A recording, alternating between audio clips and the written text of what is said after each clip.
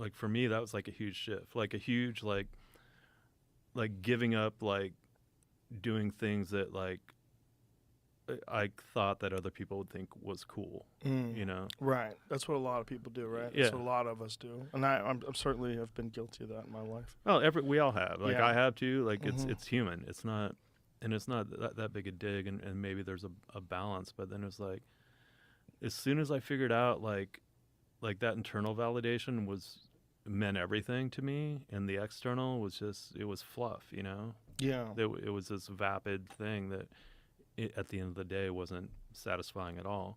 There's some satisfaction in the respect of people that you respect. Yeah, for sure. Yeah, when you see this person's an exceptional person and they enjoy being with you, you're like, oh, maybe I'm okay.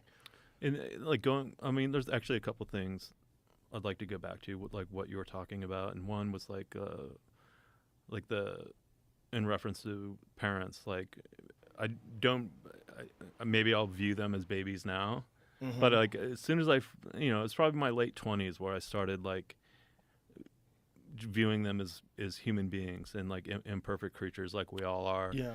And like all of a sudden I had all this empathy for them, you know. Yeah. And there's a quote, and I think it's attributed to Plato, but I don't think it's him. I think it's more of like a 19th century thing, but it goes something like, be kind, for everyone is fighting their own battle. And so like I apply that to like people. I apply it to myself, you know. It's like I'm definitely fighting my battles still.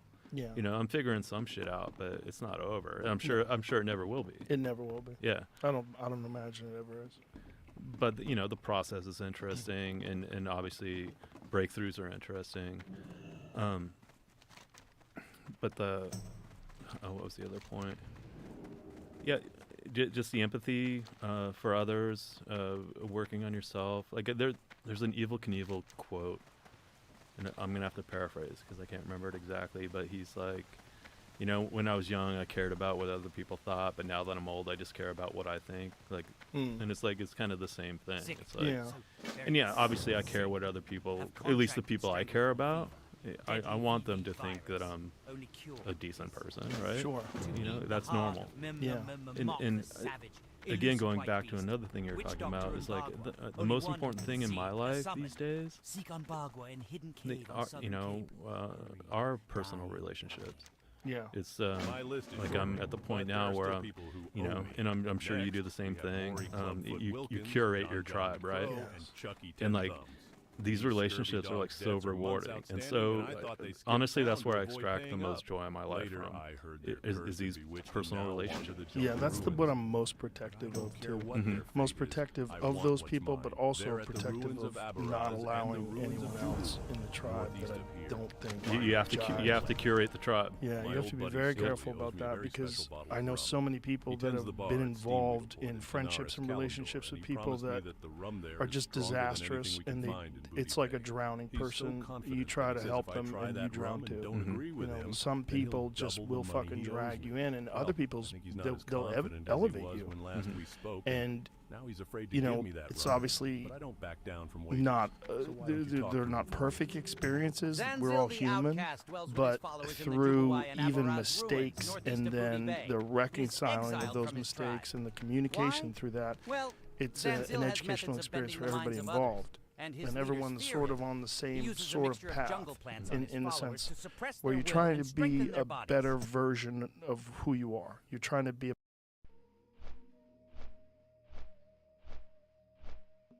My cousin Tranrek is in a tight spot. He promised me a load of scarab shells weeks ago, and he hasn't delivered. He's my cousin, so I'd hate to have to send someone to Gadgetson to break something on him. Can you speak to Tranrek for me? Let him know he needs to get that delivery together before I do something rash. Gadgetson is in northern Tanaris in Kalimdor. Leave it to good old Shakes O'Brien. I knew that he was the right captain for the mission.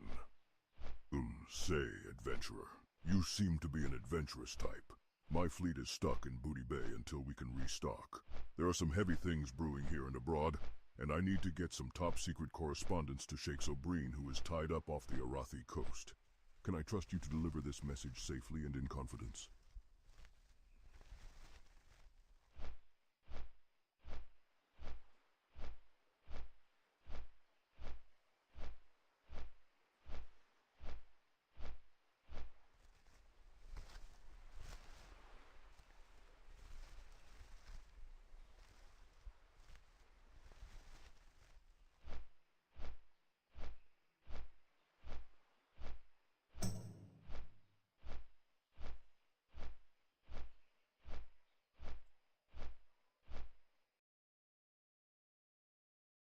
a better person. Mm-hmm. And, that might be being a better parent or being a better friend or being a better artist or whatever it is you're trying to do. But it really benefits you to be around other people that are also trying to do that thing too. Because, one of the beautiful things about, for me, about having this podcast is being able to communicate with so many interesting people and being able to have these conversations like we're having right now, where I get to, I just met you today, but get a sense of your journey and your life. And I think about it through your eyes and through your perspective, and it educates me, and I think it educates a lot of the people that are listening, and it'll resonate with them. Like, oh, I kind of see where this guy's coming from, and it just expands our landscape of understanding. Yeah, I mean, and that's ultimately we're trying, like the word harmonious. I've used it too many times probably, but that's really what it is. Like you're not. It's not going to be great all the time, but you want it to be as harmonious as possible, and you want to enjoy as much of it as possible. Absolutely. Yeah, and sometimes like with you and what you did, it's like embracing things that are really fucking difficult. And through that, you get an understanding of yourself that's really not available to someone who doesn't go through struggle. That's the intent, for sure. Like, with no, again, it's that punctuated equilibrium. If there's not a traumatic, a stressor, say, you're not going to grow. Yeah. You're just going to flatline. And like, maybe there's no negativity there, but there's also no positivity. Right. You're just dull. Yeah. And I think that's the problem with a lot of people today and why they're medicated, is that they're not experiencing life in a way that seems to resonate with them in a positive manner. Doesn't seem right. It seems shitty and depressing. I had this conversation with a buddy of mine the other day where he was talking about stages of his life where he was very depressed. And we came to this conclusion, but during that time, your life sucked, and now your life is pretty cool, and of course you're happier. And that seems so simplistic to some people, but a lot of there's without a doubt, there's clinical depression. There's people that have something wrong. There's an imbalance, whether it's a physical imbalance or a life imbalance or a trauma that they can't get over. But my friends that I know that have had those dark moments in their life, when their life turned around and now they're in a great relationship, now they have good friends, now they live in a good community, those people are fucking happier. They're doing a thing that they want to do with their life. Those people are happier. And that's a thing that we have this sort of binary view of what happiness is. And for some people, it's like, oh, I need to get on an SSRI. I need to get on this or that, or I need to do something. I need to, to some sort of chemical intervention to straighten out my head. And that's not always the case. Like sometimes it's just, you got to get through that and come out on the other side and figure out what is the process of becoming a more fulfilled person. What's the process of living a harmonious life? Like, how do I do that? Like, what is the thing? And I think we get a lot of the answers to that from talking to people and from listening to people talk about it, and then from trying things and learning and growing. And that's something it's not like a public narrative. It's not something that's being discussed. It's not something that's drilled into kids' heads. Like, you're gonna go through some shit, but you got to trust in this process, and you have to have guidelines in your mind of what you want to do. You have to have ethics and morals. You have to have compassion for other people. Because if you think it's all about you, you're never going to be happy. You're never, ever going to be happy. The narcissists and the people that are like deeply connected to their own wants and needs, they always get out of that feeling hollow and empty. And those are the people that are, doing blow all the time and just trying to find some sort of external method of elevating their a diversion. Even, something. Like, okay, if I do this, I'm not going to think about the important stuff. Or, exactly. Yeah, like I've always been intrigued by the Greek or ancient Greek notion of like human flourishing. Like the Greeks called it eudaimonia, and it's this being, endeavoring to be the best that you can be, whatever that is. And it's not talking about vocation or external stuff, but you as a person, like figuring out, everything we've been talking about, like figuring out what brings you joy, applying yourself. And it's hard, It's like, if it were easy, and I've had this discussion with other friends where, about human flourishing and stuff, and like, and this is going to sound a little bit negative, but I think there's a lot of people who can't be bothered, who are fully capable of flourishing if they applied themselves. Right. And for whatever reason, just, it's easier to do this. I think they also don't have the tools. Like, they never, like, you got to think about, like, your life at a young age. You sort of sought out those journeys when you can. And some people, they don't develop those tools. They fall into a system that's very unserving for them, whether it's a system of, getting an education, then you have student loan debt, and then so you have to get a job, and then you get a job that pays well because you have to pay off that debt, and then you buy a house, so now you have a mortgage, and you have a family, so now you have responsibilities, and you have all these things. But most of your day is spent doing something you absolutely don't want to do, but is also not rewarding. There's a lot of things you don't want to do, but when you do them, you're like, God damn, I'm glad I did that. Yep. Very few people who are doing a 9-to-5 or longer job that they don't want to do have that feeling. There's just a lot of, it's like that Thoreau quote, most men live lives of quiet desperation. Yeah. And that is so fucking true. And unless you find something that is satisfying and something that elevates you, something that with these experiences you gain insight as to why you think and what you think and what is good about these experiences with other human beings. And if you don't, you just become this fever-minded capitalist where you just are constantly chasing numbers because it's rewarded by society. That external validation that you get from driving a Mercedes, that thing that you get from having a nice house where people drive by and go, look at that guy's house. Yeah, like it's someone you don't even know. Yeah. Like that's important to you, what that person thinks. Yeah. Sure. Yeah. That's what a lot of people like, right? Yeah. They like to wear jewelry and look flashy, so when they show up, everybody goes, wow, look at him, look at her, look at them. Wow, they got the thing. They got those sneakers that I can't buy. They got that watch that I can't wear. Look at those glasses. Those are expensive. Like, we live in this bizarre society where that is rewarded or at least highlighted so often in so many people's lives. Like, that's what you're seeing. It's like how they sell things in billboards and on commercials. And, we don't realize that this is not going to bring you the joy that you're looking for. Or you get that short-term fix, but it evaporates instantly, and it's like, you're constantly chasing the dragon. Yeah. Well, that's the thing. It's like I was reading about this Russian oligarch that they confiscated his yachts.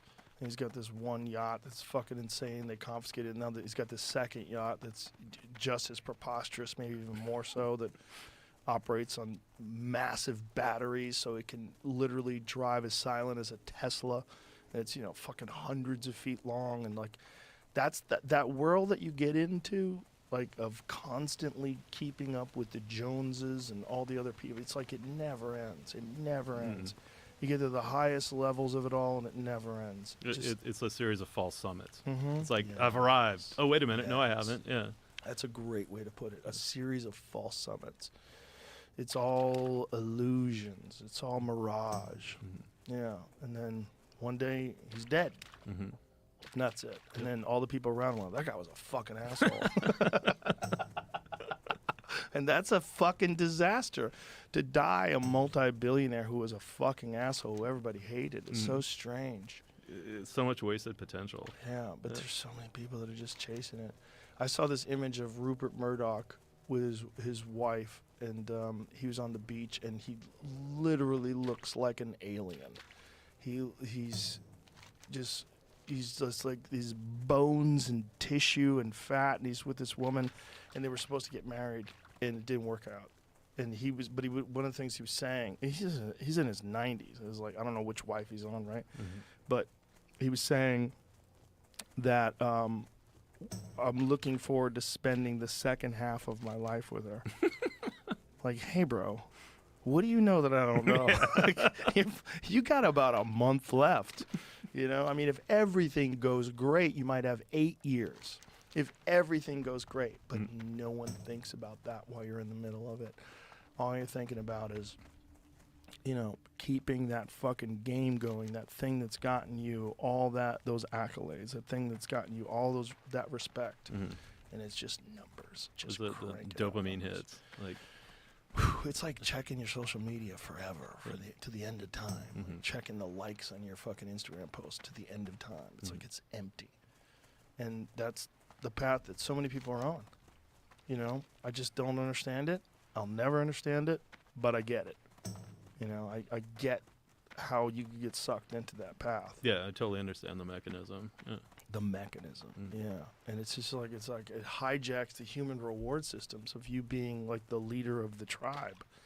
But the leader of the tribe used to be the wise old warrior who had made the mistakes and proven his character and his mettle in combat and in life and had wisdom to impart on the others and could lead the tribe in a way that it could help these people and protect them.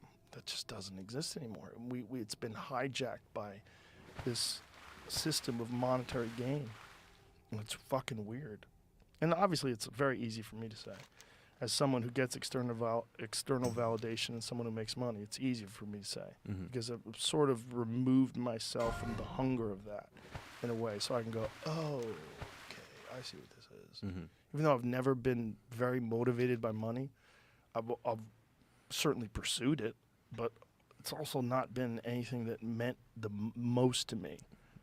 Money's freedom. Yeah, that's the way I look at it. Yes, it's like it opens options. Yes, but like money for the sake of money, like forget it.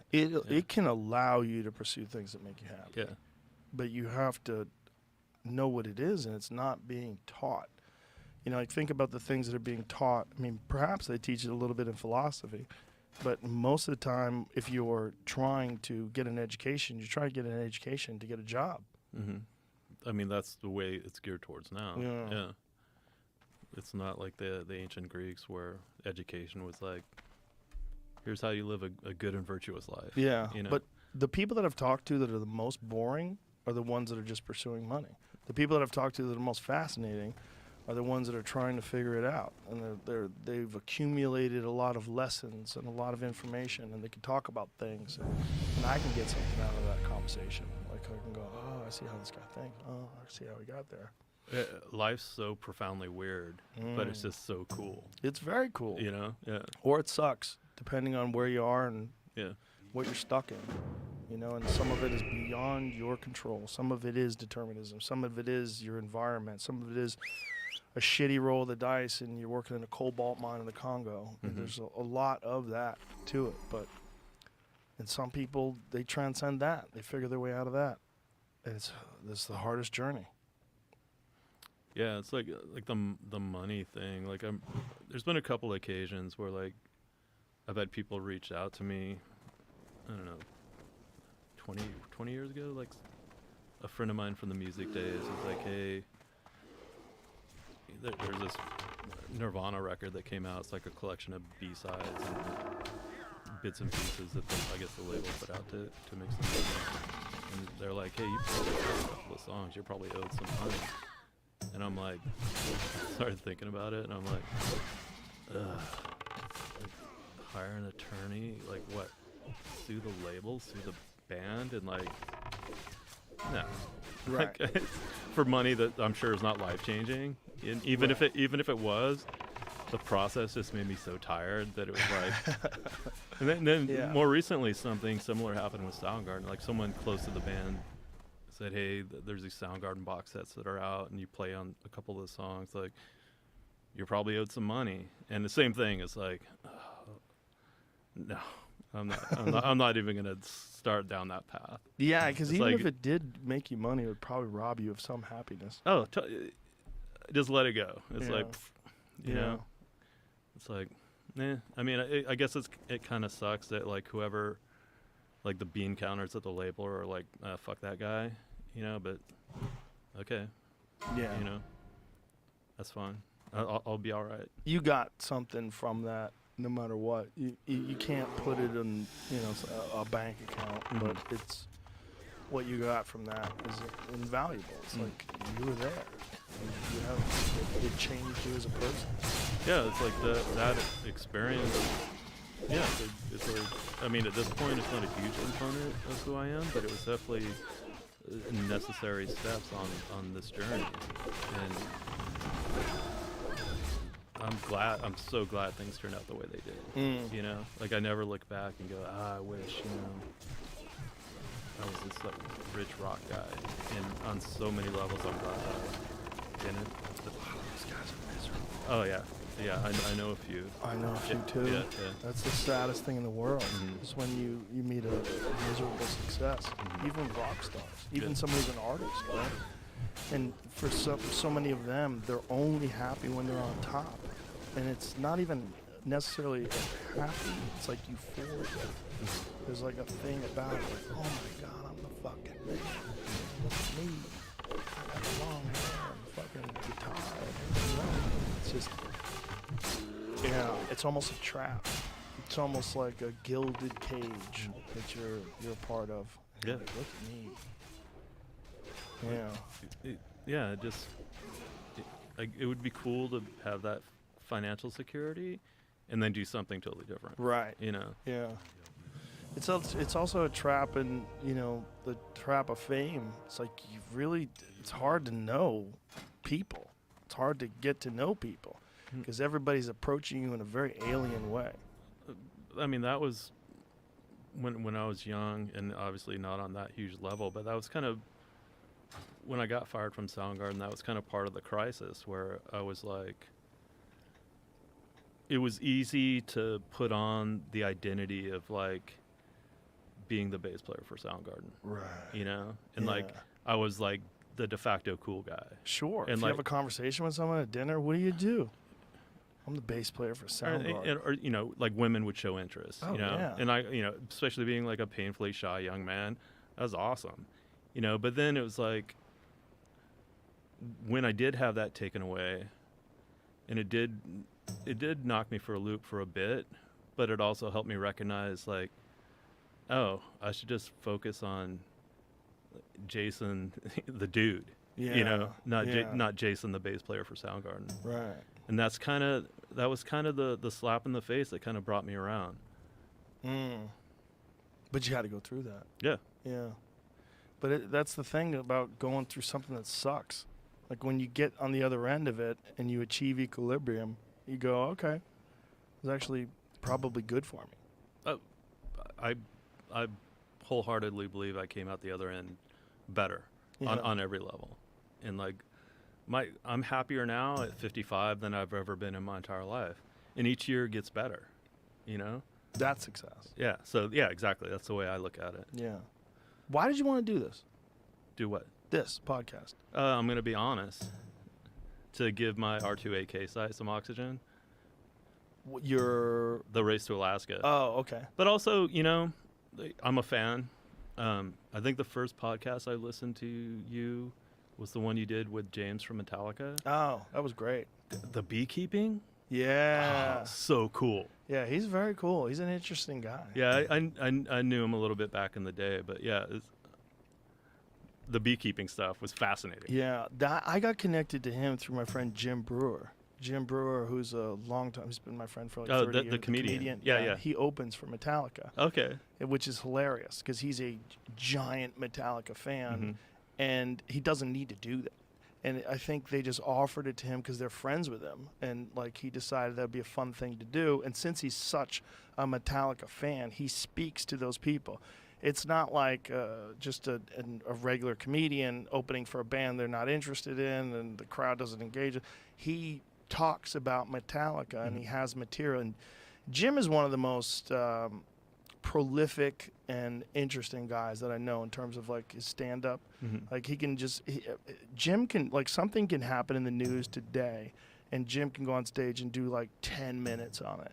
And just rant and rave, and he's such a fucking cartoonish character He's so funny. So watching him open for Metallica is a fucking hoot. It's so hilarious because he's in his element, and he's also a brilliant comedian and just such a character. And so he reached out to me. He's like, hey, man, you should have James Hatfield on. He's fucking awesome. Fucking be a great podcast. And I was like, let's do it. Let's do it. You know, so having him on was pretty cool. Yeah. So that was my gateway to your show. And that, it put the hooks in me. It's like, okay, this is good. Well, thanks, man. Yeah. Appreciate it. I'm glad we did this, too. Yeah, me too. So let's tell everybody about your site so maybe we can get that goal. Oh, I mean, we already talked about it. Well, how do I get to it? Like, what's the website? So the website's supernautiloid.com. Supernautiloid. Yeah, one word. So it's a play on Black Sabbath's Supernaut. Right. But the nautiloid is like the prehistoric marine creature. So what is it? It's like a squid with a shell. Oh, like that. Okay. Supernautiloid, Race to Alaska, 2023. Yep. Nice. Okay, so supernautiloid.com. And the link to the GoFundMe is up there as well? Yeah, down the page. Are you going to document this at all on either social media or on YouTube or anything like that? So Barrett has a buddy who's a documentary filmmaker who he's going to do some stuff on it. So maybe if enough people kick in like $5 or $10, we actually pay Tad to do a documentary because he's a professional. He's not an amateur, so it's going to cost some money to have it done right. But Tad's interested in doing it. I think he just needs to be remunerated properly, in order to complete the project. That's been talked about, and it may happen. Well, maybe we can make it happen. Okay. So the other thing that I would say to you is I think you should write a book. So I can tell a story about my brush with the literary world, if you want. Okay, sure. So I was at this juncture, another juncture, basically before I went to grad school. And I was like, maybe I should write a book, maybe it's time or whatever. And I got an agent, and I wrote a book proposal. I actually wrote the proposal when I was in Buenos Aires. And I remember I was sitting in this cafe in Buenos Aires, so it's like wintertime down there. And it's pouring down rain, and there's like water leaking from the roof, and there's pots and pans around the cafe, like catching the rainwater. And on my laptop, and I remember finishing the proposal, and it's like, cool. So when I get back to the States, I'll meet with the agent, and and like there was so many parallels. I'm sure you've been in that world too, with the literary world, like the business side of it, and with that in the music world. So this agent's promising me the world, like the classic like music biz thing, like you boys are gonna be bigger than Led Zepp, kind of thing. Yeah. And I'm taking it with a grain of salt. I'm like, okay, I'm being pretty moderate about the whole thing. So I finished the proposal, and I thought it was decent, gave it to him, and then got another meeting with him and some other dude. And they're like saying, kind of making these radical suggestions as far as like changing the thrust of the narrative and things like that. And I'd be open to like tweaking it, but like, if it's my book, it's going to be my vision. Yeah. Like any creative project. And then they started suggesting like a co-writer, which is this code for a ghostwriter. Right. And it's like, I'm not Hemingway, but I think I can put some sentences together, according to other people who told me that, who know these things. And so basically, I got accepted to grad school, and I got a Tillman scholarship that paid for grad school. And it's like, okay, I'm going to grad school, and put the book on the back burner. But it'll probably happen someday. I would suggest that you just write it. Yeah. And then try to sell it. I've had other people suggest that as well. Yeah, I think that's the only way to do it. I tried to do it the other way a long time ago, and I had a disastrous. I wound up giving the money back. I just had a couple conversations with them where I don't want to do it like this. Yeah. Like, no, done. Okay. Yeah, it was just wasn't what I wanted to do. Mm-hmm. You know, what I wanted to do is just write what I was thinking about stuff. Yeah. And they had this very specific idea that they had a package that they wanted it to fit into. I was like, It's totally similar to my experience. yeah, I mean, that's what they do. Yeah. You know, it's like the scorpion and the frog, right? Mm-hmm. It's in my nature. Yeah, it's just what they do. Yep. Yeah. Well, listen, brother, I really appreciate it, man. I really enjoyed our conversation. Me Thank as you well. very much. Yeah, and, thank you. and good luck, and don't fall in the water. Have a good time doing that. And We'll be very safe. Like All right. I was reading the safety regulations, and it's like, this isn't very hippy dippy. You know? It's like, sure. Yeah. Do you have any social media or anything like that you can tell people about? Just that. Just that? Okay. And I created the site myself. It's my first foray into that world at all.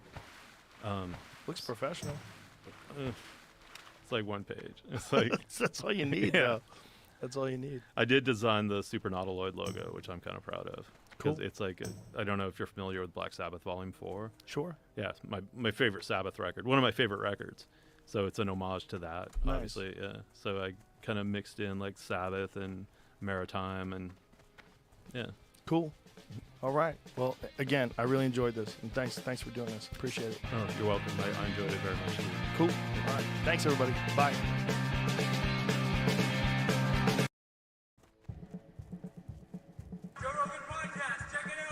The Joe Rogan Experience. Train by day, Joe Rogan podcast by night, all day. I'm running Sam Talent. Get them headphones and join the fucking party. Get the microphone up about like a fist from your face. Jamie, how's this? Do I sound powerful and elegant? Thank you.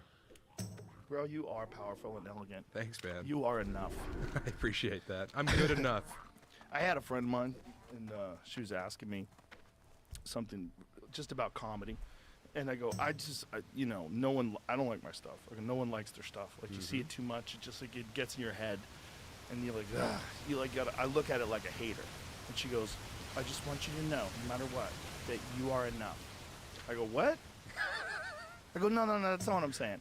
I'm not saying like I don't like my stuff, like I have a problem, Yeah. like I'm a crazy person. No, I'm just like, that's just the process. Yeah. Like, I feel good. Right. Like, but that thing that people say to people, you are enough. I just want you to know that you are enough. Look, I don't need validation from you, lady. All She's a right? nice lady. I'm sure she's a nice She's lady. a very nice lady. But I don't Just think not- you're going to her to be like, can you hold my hand through this difficult period? I think some people do that to people. They go fishing for that kind of response. Yeah. That you are enough. I'm like, no, I'm okay. It's like, look, I know. All right, look around, lady. I kind of made Austin a thing. Yeah, I know I'm okay. I mean, it's sweet of her, but No, she's awesome. I also hate watching my shit, dude. Hate it. That'd be my Guantanamo. That making me watch all my old specials? Oh, Yuck. God damn it. Or like a YouTube clip from like 2007? That's the thing that you have to do too. Like when working on new material, I Yeah. either watch or listen to it. Yeah. Have to listen to it. Just have to. I gotta know like what makes me groan. What makes me go What yuck. would you What's like the to cringe talk in to? there? Yeah, what's the yuck? How do I cut the yuck out of that? Yeah. It's just like you're gonna have that. You gotta look at your act like you're a hater. Oh, for sure. I do. Luckily, I never have any moments where I'm like, oh, this is working out. I watch and I'm like, why is your leg like that? I can barely hear the joke. I'm like, Jesus Christ, look at your hair. When did that leave? Look how far that's receding. Jesus. Yeah. How long have you been shaving your head? 12 years? Yeah. Something like that? I'm going there, man. Yeah, it's way better. Yeah? Yeah. You don't think about it anymore. It's like, it's like one less thing to think about. If you have a good shaped head. I don't. Like some people have flat heads, like Yeah. their head's flat, but now you got a new joke about having a flat head. Yeah, then I have to turn around or have a mirror behind me. That's fine. Yeah, it's all right. Give him a little fucking. I'm gonna get into just give him a props. little look of the flat. Yeah. No, I don't have a good head. It's bumpy. I think if I shaved my head, I would go mutton chops. I would leave the chops. Why don't you go fucking full Sufi beard? Yeah, just lower, just the lower beard, like from Dagestan. Amish? Yeah, right here. Yeah. Amish, go Yeah. underneath the chin. Uh-huh. Yeah, Yeah, Is the that how apple Amish butter. do it? Where They would go you like to underneath, fly right? to? I think there's some kind of like recessive allele where they're not like God keeps them from having any hair on their cheeks. There's so many Muslims who fight in the UFC who have shaved heads and they grow a full ass beard. There's the Amish one. Yeah. That's ridiculous. So he is shaving it. That shit is not catching on No. with anybody. No. Yeah, that's a weird middle ground, right? Because he could eat food with no problem at all, which is like kind of a cop out.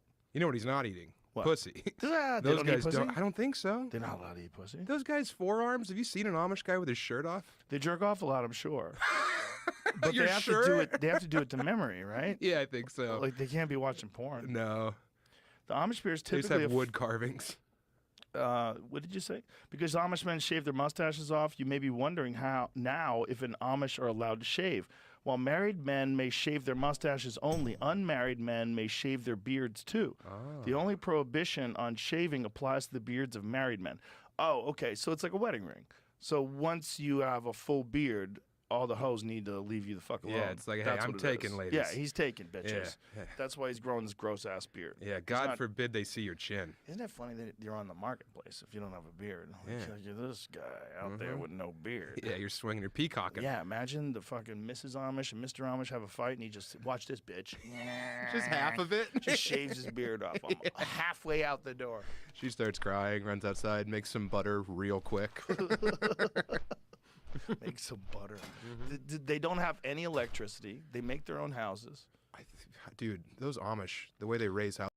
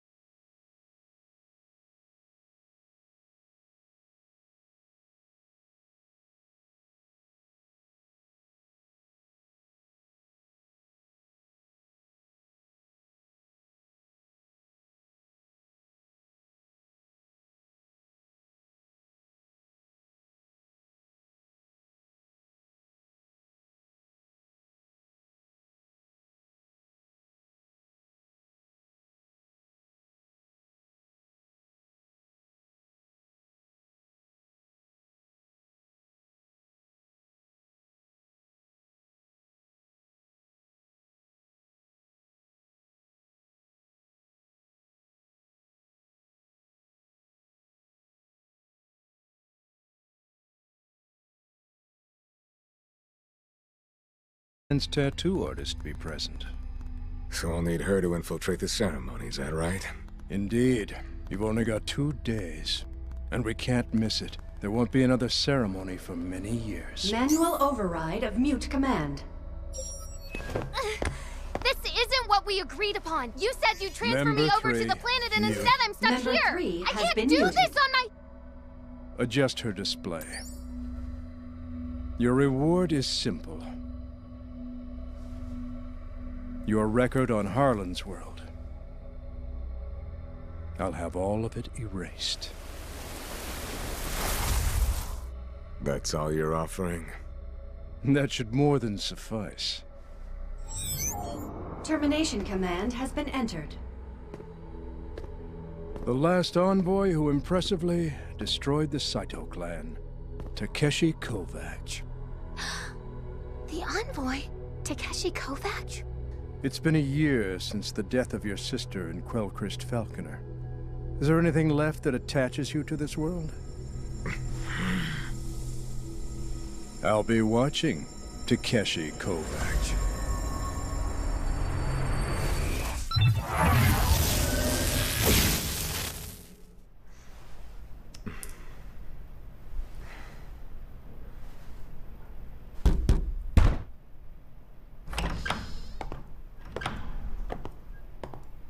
We're going to the Mizumoto clan. We're not doing that.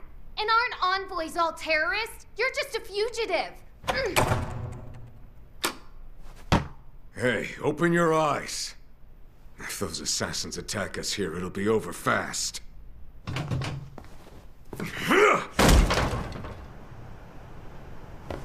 damn this kid. How did I become a babysitter?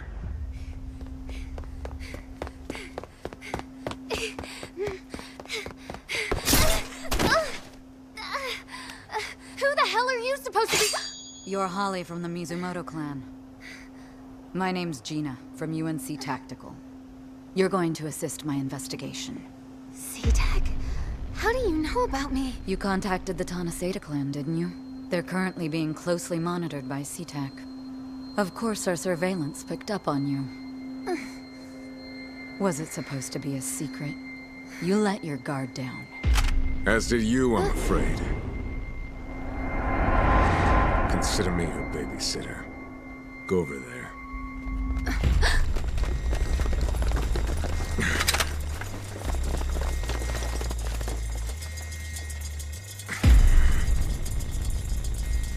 So you're from the Mizumoto clan.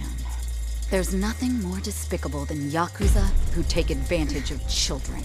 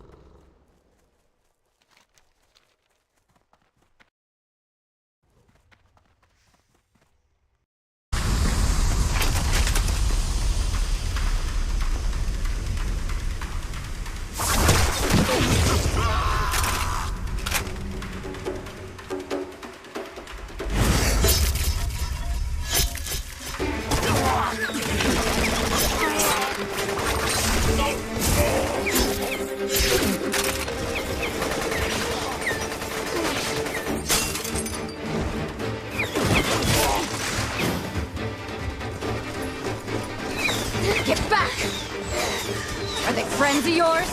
Does it look like it?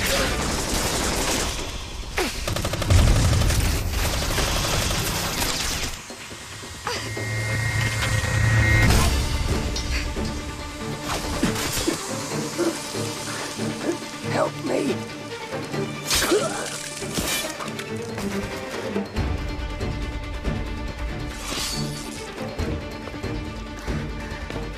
That's real death. Digital consciousness recovery won't be an option. A combat-enhanced sleeve? C-Tech and Tech Ninjas. This is the worst job ever.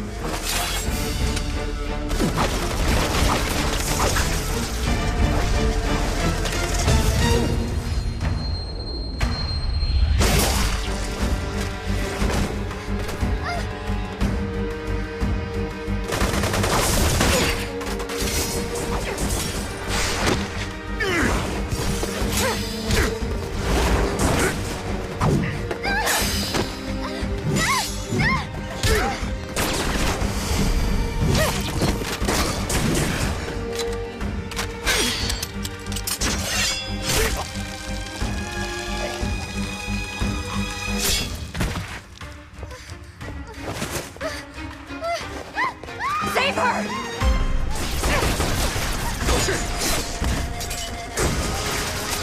How many are there? Holly, watch out!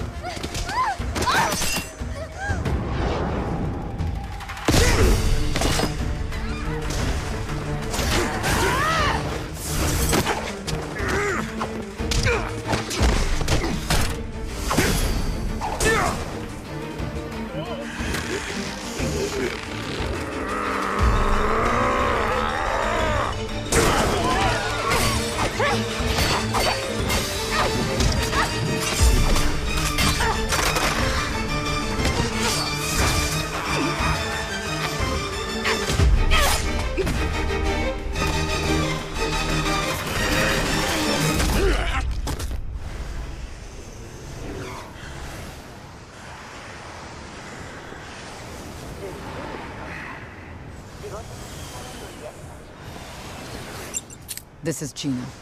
My squad was terminated engaging hostile forces. Requesting cleanup. Over.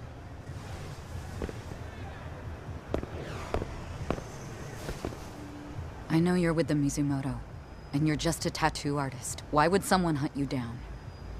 Well, I told them I'm done with the clan.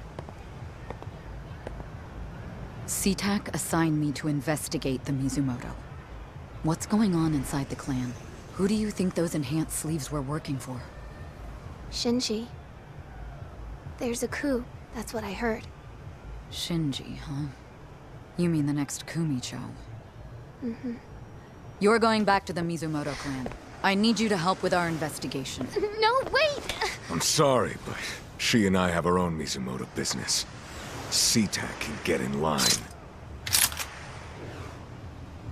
How about I arrest you right now and have you sent back to the UN, Mr. Babysitter? You're not planning on strolling into Yakuza headquarters looking like that, are you? You're a pain in the ass. So we agree. Neither one of us wants another mess on our hands. Hold on! Wait a sec! You're not sending me back! Ah! Let me go! I'm leaving this damn planet! Just give it up. Tanasedo won't allow that. Waka waka. For a Yakuza headquarters, this place is oddly indiscreet. They run a hotel as well. It's connected to headquarters.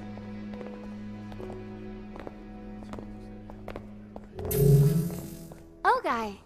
Holly, I see you stepped outside the hotel again. I told you it was too dangerous. It's just as dangerous in here. I would like to offer you my sincerest thanks for returning Holly unharmed. She's constantly running off on her own lately. Mizumoto Gumi welcomes you to the oldest luxury hotel in all of Latimer. The Wild Geese. I'm the host, Ogai, at your service. Do you have a reservation to stay with us? Or perhaps you have simply come to dine in our celebrated restaurant? Please don't hesitate to ask about our services. However, I must warn you that the karaoke lounge on the 11th floor is exclusive to hotel guests only. Apologies. Holly, shut this thing down. Apologies. Only Genzo has permission to suspend or guide.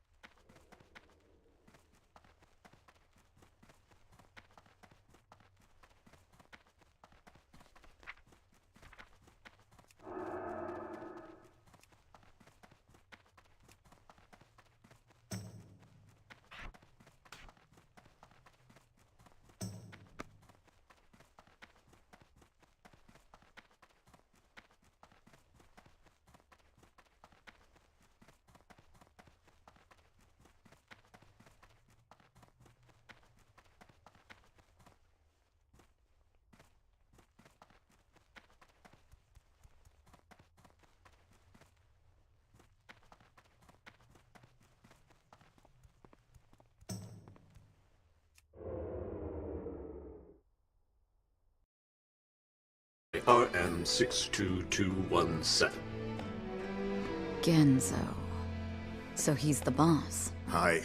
Ogai's master is always the one who is Kumicho of Clan Mizumoto. This is Genzo.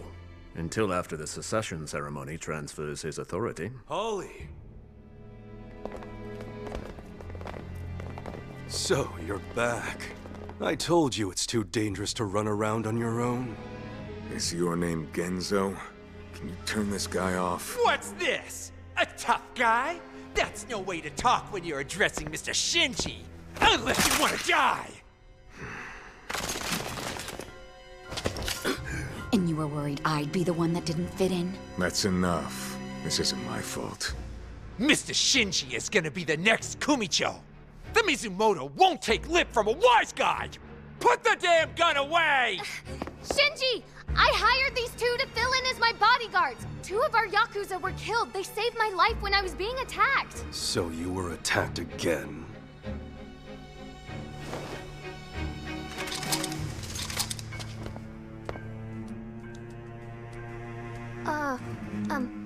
So this is a... Ken Kakura. Gina.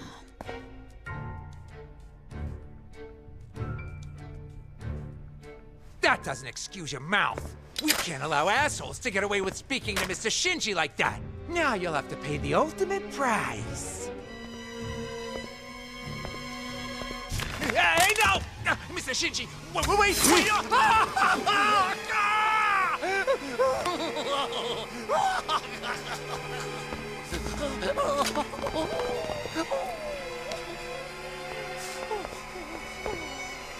Sorry about that. This should settle the score. No, thank you.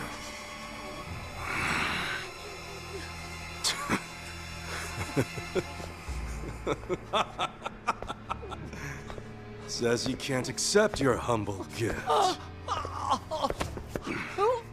I leave it to you. Give it a proper burial. There. That's nice. Ogai! For our 2 special guests, prepare the most exclusive suite that we have. Presenting the finest room in our entire hotel, the Vida Sexualis. We provide a variety of room services for those with particular desires. This room is especially popular with those on their honeymoons.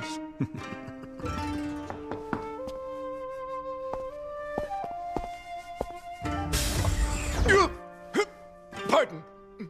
I'm meeting with Genzo. Perhaps my bodyguard should tag along. I think I'll pass on this one. Lead the way. Oh, but of course. Right this way.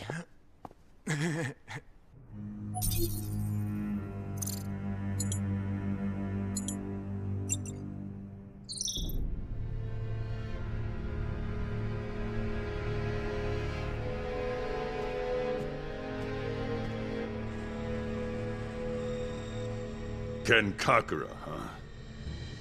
My name is Genzo, the head of the Mizumoto clan. Apologies for my appearance. You can move now. I can do this section from memory.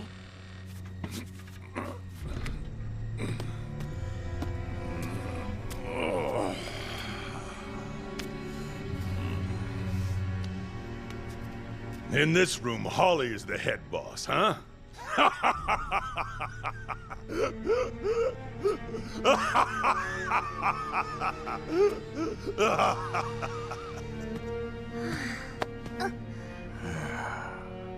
She's been feisty since she was a little one.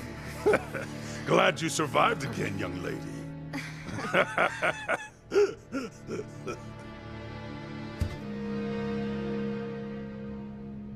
I bet.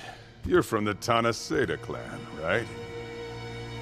Right now, I'm only acting as Holly's bodyguard. I've infiltrated the Mizumoto clan headquarters. Have you discovered anything about the purported coup? I got some interesting intel. Shinji, the next Kumicho, is behind everything. A coup by the next leader in line. What could possibly be the motive for that? Have you discovered anything about the purported coup? Only that I haven't killed any Yakuza yet. Huh. I'd almost forgotten your real motives. Knowing how you betrayed the Envoy Rebellion, I was surprised to hear of your willingness to participate in a CTAC mission. You should know that some here at CTAC see you as a hero. Raylene Kawahara. My mistake. I should be sticking to your code name. Miss Gina. Evening, big boy. I'm super lost. I just want to find my hotel room. Won't you help me? Listen, Ken. Your boss, Tanaseda, is the son of our founding Kumicho. And this was the succeeding Kumicho. Tanaseda's younger brother. Tanaseda. Still alive, I assume. Switching sleeves over and over. Still one of the most feared Yakuza in the settled worlds. So why would someone so fearless fool around like this, sending someone like you to infiltrate our clan? Tell me, why are you here? Genzo, I need you again. When you've got a coup within your ranks, take any help you can get. Not that rumor again. Give me a break. There's no damn coup going on. And yet all of these attacks have been taking place. Ken, my friend, do you know why the Mizumoto clan is the most revered in all of Latimer? In our clan, every time we change our leader, the previous leader dies honorably. And we're not just talking about their sleeve. Their stack goes too. It's real death. An ancient tradition of ours. It prevents any one Kumicho from forming an eternal, corrupt hold. The Kumicho sacrifices his life for the clan. And in turn, his men also sacrifice for the clan. Such is our code of honor. In this day and age, it doesn't make a whole lot of sense, choosing to die. It's exactly because people are promised near immortal life that it makes sense, laying down your life as the foundation for something larger than any individual in the clan.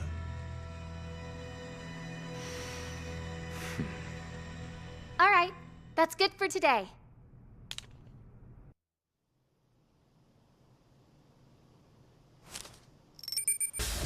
Oh, you're incredible.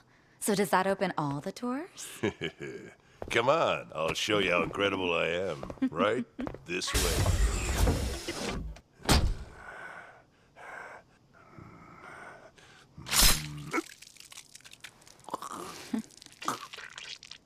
You're my first one.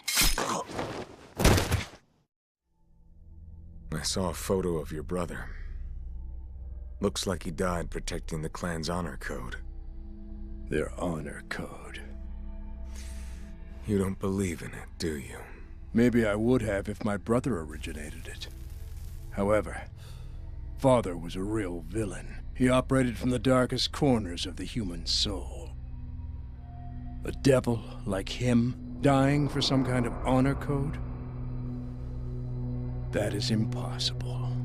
So the tradition of succession they describe, there's more to it. I hope you can see that. This is why the girl is essential. It's only 2 days until the succession ceremony. I'm trusting you to keep Holly safe until it begins.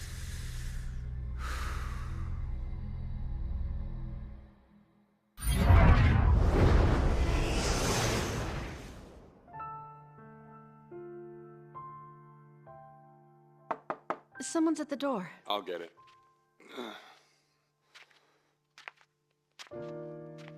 Who is it?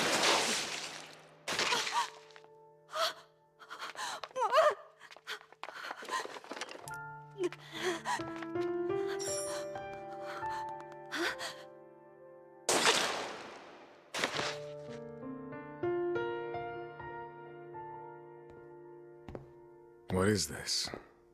Part of a consciousness that failed to upload or something? What are you doing in here, you idiot? So who are these two? Someone's at the door. I'll get it. Who is it? My father. My mom. Genzo's not your father, is that it? Of course not. Look, Daddy was only shot in the head. And Mom too. Their stacks weren't damaged. So you haven't found their stacks? Not yet, but I know they're not dead. Find them. There's no sense clinging to those who become ghosts. Ada, you fragment your own experience. Ollie, come on. Who is it?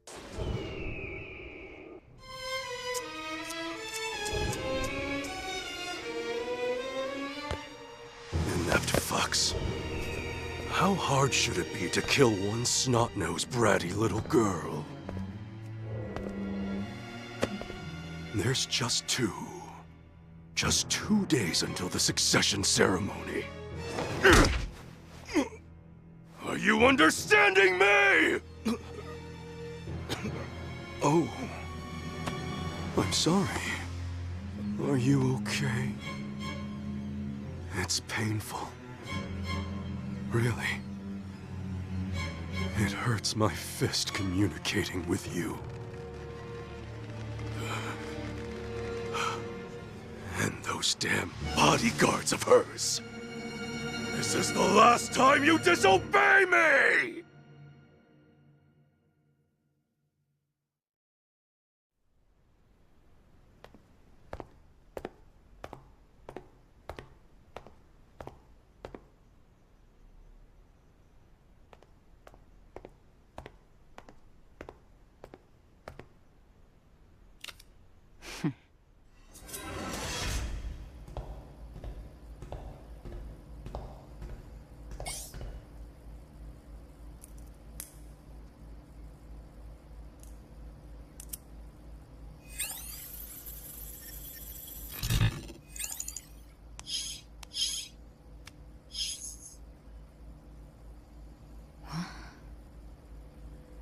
I knew it. These goddamn Yakuza.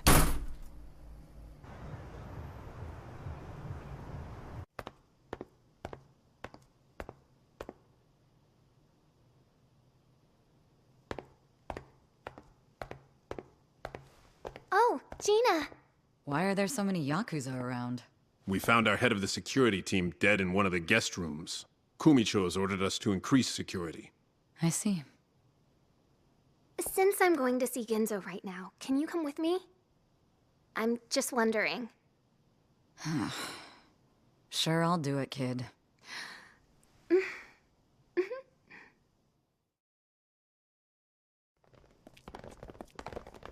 Is this parade really necessary? Nah, we take security seriously.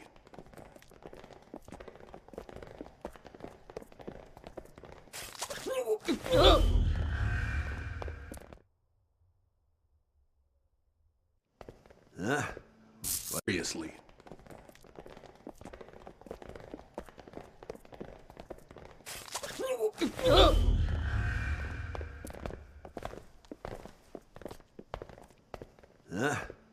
What's this?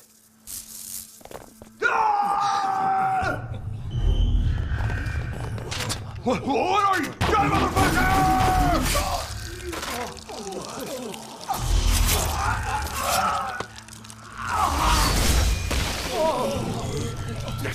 Get out of the way! Taniguchi!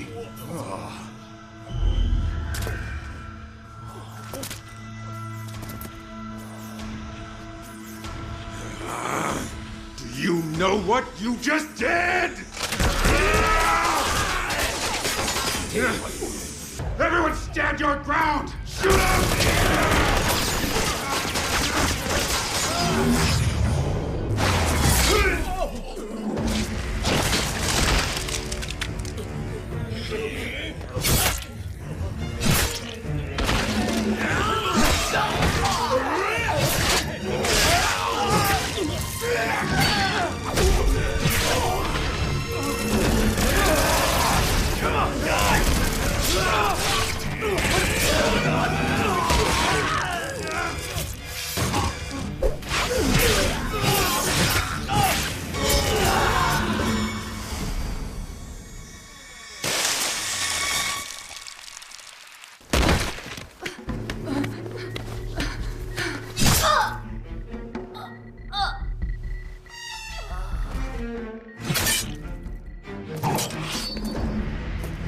hell are these guys doing here?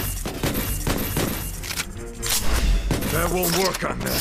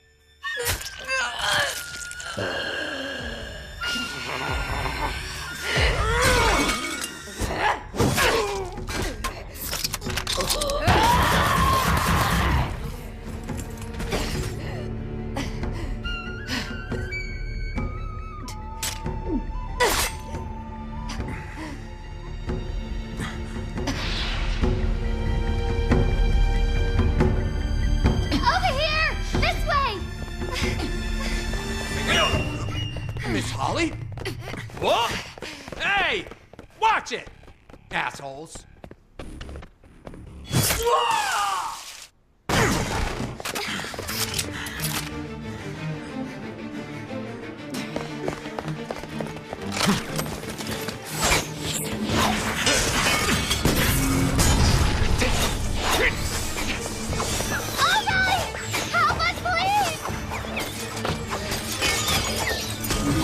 Damage to hotel property has been confirmed. Commencing calculations for damage compensation. Damages so far within the scope of our insurance coverage limit. Guy, we're under attack! Oh dear. I apologize, but Holly is my friend.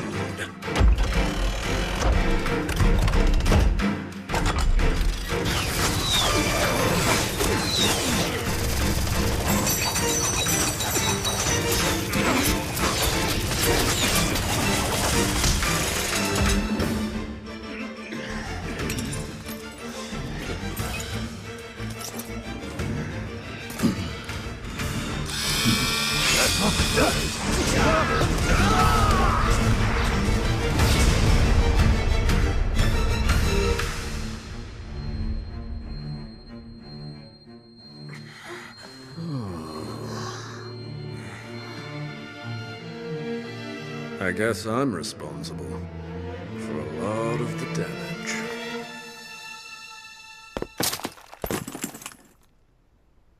It's time, kid. Explain why they're this desperate to kill you. Well, it's because... Spit it out or you're on your own. I might be willing to help you, but I'm not gonna die over secrets. It's my role to kill the Kumicho. To establish the system of succession conjured up by the founding Kumicho, the tattoo artist called Margot created tech that embeds a special kind of coding into the clan tattoos. In the new Kumicho's ceremony of succession, the coding activates. And the stack inside the old Kumicho sleeve is permanently destroyed. This continues with the next Kumicho. And the ceremony repeats itself. If Shinji has you killed, he ends up escaping his real death sentence. That would mean... There'd be no expiration date on his reign as the Mizumoto boss. And this tattoo technology, no one else practices it? So you're the only one that can implement it.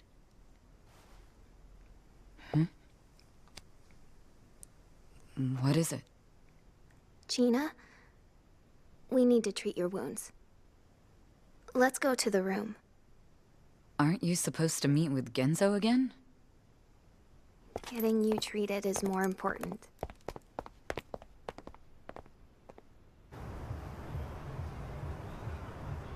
Right. The data I've gathered seems to confirm it. Shinji is the mastermind behind the coup. What next? Your mission is complete. We now have leverage over the Mizumoto clan. If the coup is successful, we can blackmail Shinji.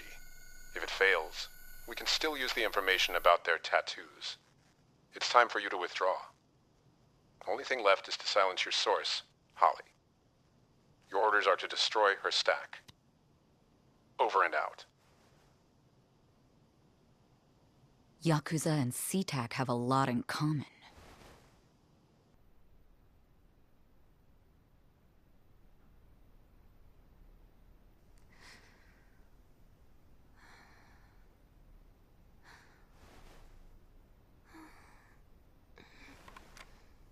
He'll chop off your limbs and rip off your skin and stay at home. Mr. Kovacs. The army. Takeshi. Stay at home. Don't go alone, or the patchwork man will crack your bones.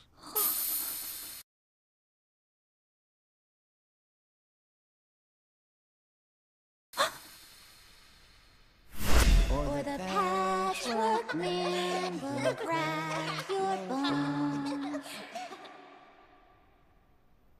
Takeshi. What was that song?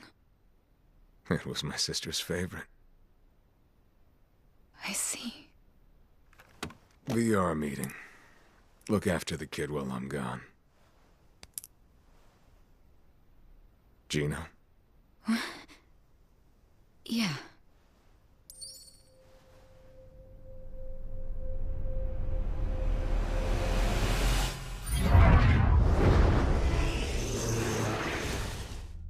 Mr. Kovacs, do you believe the Mizumoto?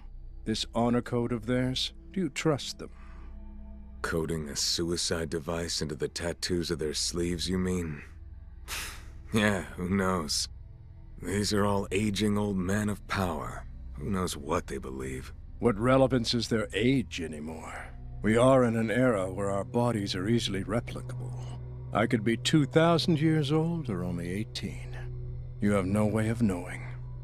With respect, 18-year-olds don't talk like that, old man.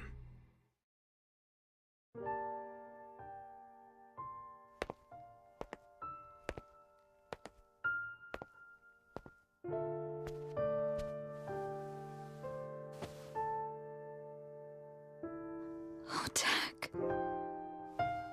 I've missed you.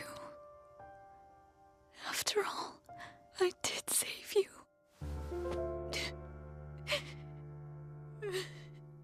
And their men swear allegiance to the code. Are they making a mistake? I have no idea. But I personally wouldn't trust a leader with such an obnoxious laugh. Obnoxious laugh? Oh, yeah. When Genzo laughs, he sounds like a chicken being strangled. It's odd.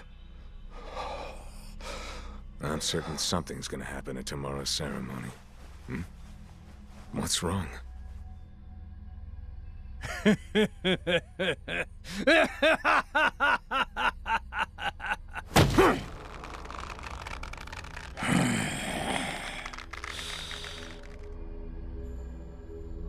Mr. Kovacs, before the ceremony, there's something I want you to look into.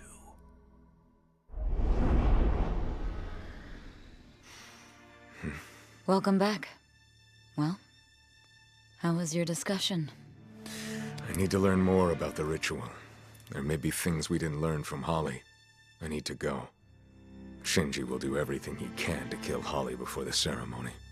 While I'm out investigating, protect her.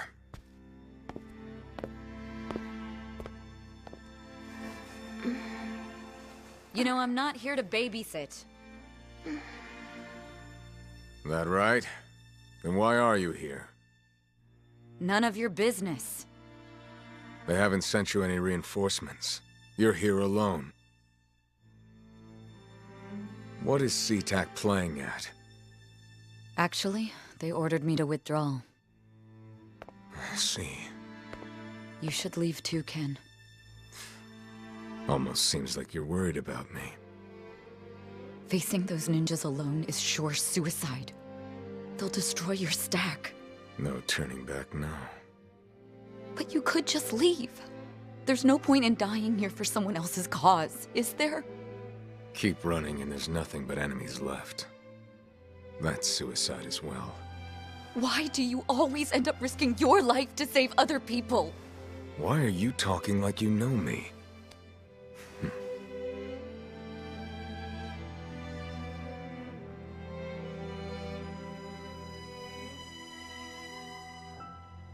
In order to better enhance security ahead of tomorrow's ceremony, the hotel will be undergoing some system updates.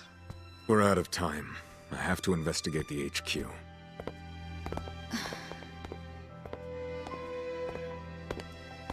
Ken, a security pass. A souvenir you picked up? Thank you.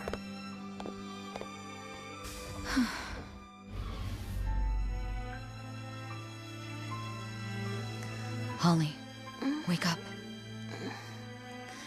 What is it, Gina? Listen carefully. There's something important that I need to tell you.